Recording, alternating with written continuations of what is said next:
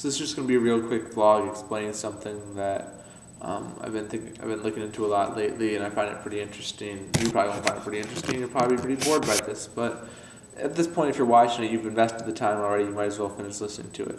So there's a situation with a lot of poor cities, Detroit being one of them, which is where I am right now, where they want to build new things, and obviously you have to pay to build new things. Things aren't built for free, and the way cities pay for things is they issue bonds.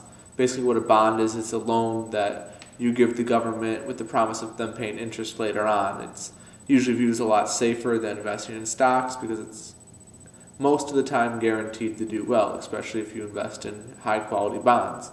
The problem is it's not always a guarantee you're going to get that money back.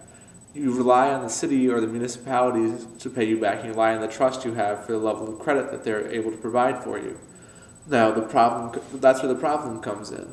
Now, think a city like Detroit. Say we need a new bridge over 8 Mile, which we really do need because it's really congested traffic. There's a lot of accidents there.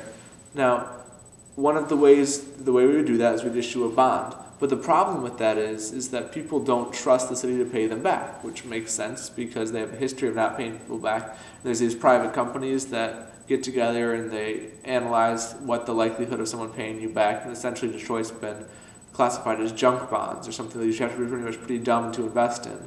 Now, we can compare that to a city like San Francisco where they can pretty much get a bond for anything they want. It doesn't even have to be a good idea. They just know that the city's that successful that they will always pay back their bonds. Now, this might be affected more as the economy worsens for those cities, but right now they can essentially build anything they want because they can get the funding immediately for those bonds, which means if they need something to make the city, to have the city be more progressive, have the city be more successful, they can easily build it. Where Detroit, on the other hand, if they need something, not even necessarily a luxury, something that's genuinely needed for the community, that's actually going to increase things, a good deal, has a lot less likelihood of being built than something that's viewed as a luxury in some place like San Francisco, simply because you have to rely on the government or the city of Detroit to pay you back on that money. And it's been shown in the past that Detroit has a bad habit of not paying people back on that money.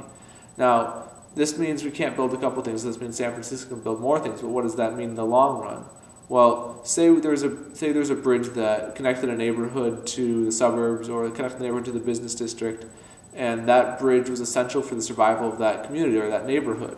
Now, if that bridge doesn't get built because they can't get this one bond, people who are tax-paying citizens and who are probably the more successful citizens, because they have that mobility, will end up leaving the community. And then there'll be less of a taxpayer base, and that taxpayer base is what you rely on to get those bonds paid back, which means in the future more and more things won't get built, and the problem just becomes more and more extreme. Where on the other hand, successful cities like San Francisco or Bloomfield Hills or Austin, Texas right now, which is for some reason surprisingly strong bond ratings, but these cities continue to grow, and cities like Detroit or cities like Compton, these low-income, blighted-out cities, just become more and more blighted out and more unsuccessful, and they create this trap that people can't escape because they don't have the mobility that the wealthier classes have, and they end up being stuck in these poor communities that just continue to get worse and never improve because they can never be funded to improve. And it's just generally a really shitty situation, and the worst part is I have no grand solution to the situation other than the fact that people should maybe think about things like this when they're investing, and maybe send a portion of your bonds, not even a big part of it, just spend a little bit of money when you're picking what bonds to spend your money on or to invest your money in. Maybe pick a couple inner city causes, if not because it's not because they have a slightly higher interest because of the unlikelihood of them paying you back, but at least because you're going to help out these inner city communities and possibly create a better life for people. So it's something to think about. I don't really have any great opinions or end-all solutions, but maybe you became more educated from watching this video. Maybe you don't care, but peace. I guarantee you my normal videos are much more exciting than this, so please don't judge my YouTube-ness based on this. And in other news, I'm doing a collab channel. It's Vlogging Owls. It's going to start next week. I'm going to be on Mondays. It's going to be my friends, my girlfriend Rex, my friend Shelby, and then one of our friends, Melissa. It's going to be a different theme every week. It should be exciting, so you should subscribe. Link in the sidebar. I got it right.